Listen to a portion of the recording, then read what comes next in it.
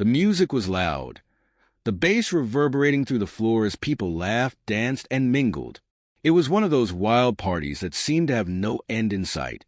My boyfriend Ethan and I had arrived together, but as always, he found his crowd near the makeshift bar, swapping stories with his friends. I, on the other hand, had spotted a familiar face, Liam, a friend I hadn't seen in years. Our reunion was casual at first, but the conversation became more animated as we reminisced about old times. When Liam suggested we step outside to catch up away from the chaos, I didn't think twice. After all, Ethan and I trusted each other. At least, I thought we did. Liam and I wandered to a quieter corner of the neighborhood. It was refreshing to escape the noise, and I was genuinely enjoying the nostalgia trip. Time seemed to fly as we walked, talking about everything from our high school escapades to where life had taken us since.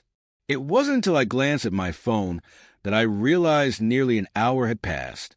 I also noticed a string of missed calls and texts from Ethan, all variations of, "Where are you?" and "Call me back." Before I could respond, I saw him. Ethan, standing at the end of the street, his face a mix of relief and fury. He'd found me, despite not knowing exactly where I'd gone. How did you find me?" I stammered, my voice caught between surprise and guilt. "I just knew something was off," he said, his tone sharp. "You disappeared without a word. So I asked around, followed my instincts, and here you are." Liam, sensing the tension, mumbled an excuse and quickly walked away, leaving Ethan and me alone. "It's not what you think," I began, but Ethan cut me off. "You left me alone at the party for an hour," he said, his voice trembling with emotion. "And with him, of all people. You didn't think I'd notice or care." The frustration in his eyes was palpable. I realized then how my actions, innocent as they seemed to me, could have looked to him. I wasn't hiding anything, I insisted. "Liam's just a friend. We were catching up. That's all." But Ethan wasn't convinced, at least not yet. His trust had been shaken, and I knew it would take more than words to mend the rift I'd inadvertently created. As we walked back to the party in silence, I couldn't help but wonder if this was a misunderstanding we'd eventually laugh about, or a crack in our relationship that would never fully heal. The walk back to the party felt endless. Ethan's silence was louder than any words he could have spoken. My mind raced with possible ways to explain myself, to make him believe that nothing inappropriate had happened. But every time I opened my mouth, I hesitated, afraid that anything I said might make things worse. When we finally stepped back into the noisy, crowded house, the atmosphere felt oppressive. Ethan grabbed 2 drinks from the bar and handed one to me. He didn't look at me, but instead stared at the sea of people, his jaw tight. I followed him to a quieter corner, desperate to break the silence. "Ethan, please. You have to believe me," I started, my voice barely audible over the music. "I didn't mean to upset you. I wasn't thinking." "That's the problem," he interrupted, finally looking at me. His eyes were filled with hurt. "You didn't think about how it would look, about how I'd feel when I realized you were gone and couldn't find you." "I didn't mean to hurt you," I said softly, my throat tightening. "Liam and I were just talking. That's all it was." He sighed and ran a hand through his hair. "I want to believe you, but it's hard. I don't know him like you do, and I wasn't there to see what happened. All I know is how it feels to be left wondering if you're being honest with me." The raw vulnerability in his voice pierced me. I reached out to take his hand, and to my relief, he didn't pull away. "I'll make it up to you," I promised. "I'll be more mindful in the future. I didn't realize how much it would hurt you. I'm sorry." Ethan's grip on my hand tightened slightly, and he nodded. "I want to trust you." "I do. But tonight you scared me. I thought I was losing you." "You're not," I said firmly. "You're not losing me, and I'll prove it to you." For the rest of the night, I stayed by Ethan's side, making an effort to reassure him through my actions. We didn't talk much more about what had happened, but the tension between us gradually eased. By the time we left the party, His arm was around my shoulders, and I felt a flicker of hope that we'd be okay. But deep down, I knew this wasn't over. Trust, once cracked, doesn't heal overnight. I was determined to show Ethan that he had nothing to fear, but I also knew that building back what we'd lost would take time, patience, and unwavering honesty. As we walked to the car in the cool night air, Ethan glanced at me and gave a small, hesitant smile. It wasn't much, but it was a start. The ride home was quieter than usual, but the tension had softened. Ethan kept one hand on the wheel and the other resting on the console between us. I wanted to reach for it, to show him I was still here and still his, but I hesitated. I could feel the weight of the night pressing on both of us, and I didn't want to push too hard. When we pulled into the driveway, Ethan turned off the car but didn't move to get out. Instead, he leaned back in his seat and stared out the windshield. "I hate feeling like this," he said after a moment, his voice low. "Like I can't trust you. I've never had a reason not to before tonight." I bit my lip, guilt gnawing at me. "I know, and I'm sorry. I should have told you where I was going or at least checked in. It was stupid of me not to." He turned to look at me, his eyes searching mine. "Why didn't you? Was there something you didn't want me to know?" The question stung, but I understood why he was asking. "No," I said firmly. "There was nothing to hide. I got caught up in a moment. Liam's an old friend, and I wasn't thinking about how it might look to you." Ethan nodded slowly, as if he wanted to believe me, but wasn't quite there yet. "It's not just about how it looked. It's about how it felt. You were gone for an hour, and I had no idea where you were or who you were with. It scared me." "I get that now," I said, my voice trembling slightly. "And I hate that I made you feel that way. You mean everything to me, Ethan. I need you to know that." He studied me for a long moment, then sighed and reached for my hand. "I believe you," he said quietly, "but it's going to take me some time to shake this feeling." I nodded, relieved but still feeling the weight of his words. "I'll do whatever it takes to earn back your trust," I promised. "I don't want this to come between us." We sat there in the car for a while, holding hands and letting the silence settle around us. It wasn't a perfect resolution, but it was a start. I knew I'd have to be more mindful of my actions in the future and work to rebuild the trust I'd shaken. As we finally headed inside, I glanced at Ethan and saw a flicker of hope in his eyes. We weren't back to where we'd been before the party, but we were on our way, and that was enough for now. The days following the party were an uneasy mix of normalcy and subtle tension. Ethan and I kept up our usual routines, work, dinner, and evenings spent watching our favorite shows. But there was a lingering shadow in the air. Every now and then, I'd catch him looking at me with an expression I couldn't quite read, as if he was still trying to decide how much he could trust me. I didn't want to pressure him, so I gave him space while also making an effort to be more transparent. I checked in with him throughout the day, shared more about my plans, and even brought up the party incident a couple of times, just to make sure he knew I wasn't brushing it under the rug. One evening, about a week after the party, Ethan came home with a familiar look on his face, one that told me something was on his mind. He didn't say anything at first, just kissed me on the cheek and sat down at the kitchen table while I finished cooking dinner. "What's up?" I asked, sliding a plate of pasta in front of him and taking a seat across the table. He poked at his food for a moment before looking up at me. "I've been thinking," he said slowly, "about us, about what happened." I nodded, bracing myself. "Okay, I know I overreacted that night," he admitted. "I mean, I had every right to feel the way I did, but I let it get the better of me. I tracked you down like some kind of jealous boyfriend in a bad movie." I reached across the table and placed my hand over his. "You weren't overreacting, Ethan. You had every right to be upset. I would have felt the same way if the roles were reversed." He gave me a small smile, but it didn't quite reach his eyes. "Maybe, but I realized something. That night wasn't just about what you did or didn't do. It was about me, too. My insecurities, my fears." I tilted my head, surprised by his vulnerability. "What do you mean?" I've been hurt before, he said quietly, in past relationships. And even though I trust you, really I do, there's always this little voice in the back of my mind telling me to be careful, that if I let my guard down completely, I might get hurt again. My heart ached at his words. Ethan, I'm not them. I'd never do anything to hurt you like that.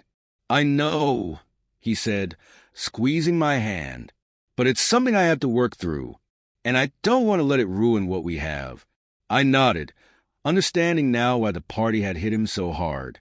We'll work through it together, I said. I'll do whatever I can to make you feel safe with me. You don't have to deal with this alone. For the first time in days, I saw a real relief in his expression. Thank you, he said softly. That means a lot to me. After dinner, we curled up on the couch, and for the first time in what felt like forever, things felt normal. We laughed at the ridiculous plot of the show we were watching, shared inside jokes, and held each other like we didn't want to let go. It wasn't a perfect solution, but it was a step in the right direction. Trust, I realized, wasn't something that could be rebuilt overnight.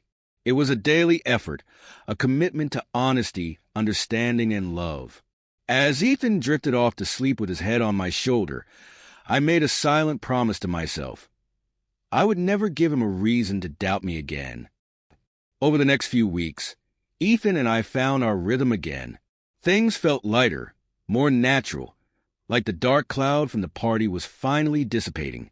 But as much as we were healing, I couldn't help but notice subtle changes in Ethan. He'd become more attentive, checking in more often, asking about my day in a way that felt a little too intentional. I wondered if he was still silently wrestling with his insecurities, or if he was trying to overcompensate. One Friday evening, we decided to have a quiet night in. I was setting up a board game at the coffee table when Ethan's phone buzzed on the counter. He glanced at the screen, hesitated, and then flipped it face down without answering. Who was that? I asked casually, trying not to sound overly curious. No one important, he said quickly, sitting down across from me. His tone was light, but there was a flicker of something in his eyes. Guilt? Worry? I couldn't tell. I let it go, not wanting to jump to conclusions. But over the next few days, I noticed it happening more frequently. Ethan would get a text or call, glance at his phone, and dismiss it without a word. It wasn't like him. He'd always been open about who he was talking to or what was going on in his life. One evening, as we were cleaning up after dinner, I decided to address it. Ethan, I started carefully. Is everything okay? You've seemed a little distracted lately. He froze for a moment, his hands stilling over the dishes. Yeah, everything's fine. Why do you ask? I shrugged, trying to keep my tone light. I don't know. You've been getting a lot of calls and texts lately, and you don't seem like yourself. If something's bothering you, you can talk to me. Ethan turned to face me, his expression unreadable. It's nothing really, just work stuff. A few of my co-workers are dealing with some personal drama, and I've been stuck in the middle of it. That explanation seemed plausible enough, but there was still something about the way he said it that didn't sit right with me. I wanted to believe him, but after everything that had happened, I couldn't shake the nagging feeling that there was more to the story. Later that night, as I lay in bed next to Ethan, my mind raced with possibilities. Was he hiding something from me? Or was I projecting my own insecurities onto him because of what had happened at the party? I hated the idea that I was becoming paranoid, but I also couldn't ignore the shift in his behavior. The next day, my suspicions deepened. While Ethan was in the shower, his phone buzzed on the nightstand. I glanced at it, intending to ignore it, but the name on the screen caught my eye, Lila. It wasn't a name I recognized, and my stomach twisted with unease. When Ethan emerged from the bathroom, I couldn't keep quiet any longer. Who's Lila? I asked, holding up his phone. Ethan froze, his eyes widening slightly before he quickly masked his reaction. She's just a co-worker, he said, his tone measured. We've been working on a project together, and she's been reaching out a lot lately. I searched his face for any sign of dishonesty, but I couldn't read him. And that's all it is? Work. Yes, he said firmly, though his response felt a little too rehearsed. I promise. There's nothing going on. I nodded slowly, not entirely convinced, but unwilling to push further without more reason. Okay, I trust you. Ethan smiled and kissed my forehead, but as he turned away, I couldn't shake the uneasy feeling that had settled in my chest. Trust, I reminded myself, was a two-way street. But what do you do when the road starts to feel a little uneven? The following days felt like a strange balancing act. I wanted to trust Ethan, to believe that Lila was just a coworker and nothing more. But doubt lingered like an unwelcome guest, whispering scenarios that made my stomach churn. I tried to focus on my own work and hobbies, but my mind kept circling back to the unanswered questions. One evening, I decided to confide in my best friend Claire. Over a glass of wine at her apartment, I laid everything out: the party, Ethan's insecurities, and now this mysterious Lila. Do you think I'm being paranoid? I asked, swirling the wine in my glass. I mean, he hasn't done anything outright suspicious, but I can't shake this feeling. Claire frowned, thoughtful. I don't think you're paranoid, she said carefully, but I do think you're in a tricky spot.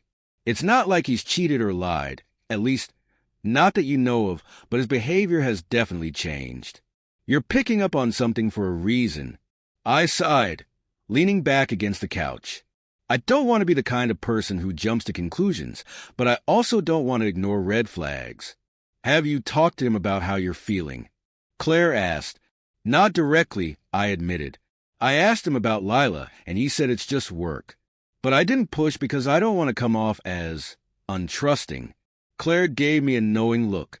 There's a difference between being untrusting and asking for clarity. If something's bothering you, you have every right to address it. Her words stayed with me as I drove home that night. Maybe she was right. Maybe I needed to be more direct with Ethan about how I was feeling. But part of me worried that doing so might make things worse. The next day, an opportunity presented itself. Ethan had left his laptop open on the dining table while he stepped out to take a phone call. I wasn't proud of what I did next, but curiosity got the better of me. I glanced at the screen, my heart pounding, as I saw an open email thread with Lila. The subject line read, follow-up on last night's meeting. I hesitated, torn between respecting his privacy and needing answers. Finally, I clicked. The emails weren't overtly incriminating, but they were personal. Lila wrote in a tone that felt more intimate than professional, mentioning how much she enjoyed their time together and suggesting they grab drinks after work sometime. Ethan's replies were polite but vague, neither encouraging nor shutting her down. Before I could read further, I heard the front door open. Panicking, I closed the laptop and sat back in my chair, pretending to scroll through my phone. Ethan walked in, smiling as he hung up his jacket. "Hey," he said, leaning down to kiss me. "What are you up to?" "Just browsing," I replied, forcing a smile. My heart was racing, but I tried to appear casual. As Ethan moved into the kitchen to grab a drink, I felt a sinking realization. This wasn't just about Lila anymore. It was about the cracks in our relationship, the mistrust that had been building since that night at the party. I needed to address this, openly, honestly, and soon.